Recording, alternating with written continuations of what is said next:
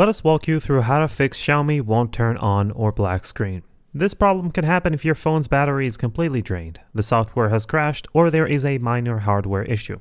I'll guide you step by step, including a method to safely warm the battery to help your phone start. Start by making sure your Xiaomi phone is charged, plug it into the original charger and leave it connected for at least 15 to 20 minutes. Sometimes the battery is fully drained and the phone needs a little time to start showing signs of life. If your phone still does not turn on, try a forced restart. Press and hold the power button and the volume up button at the same time for about 10 to 15 seconds. Your phone may vibrate or show the Xiaomi logo if it starts successfully. If the phone remains on a black screen, you can try gently warming the battery. Do not use fire or anything unsafe. You can wrap the phone in a soft cloth and keep it in a warm room or near a safe heat source for a few minutes. This can help the battery regain a little charge and make the phone respond.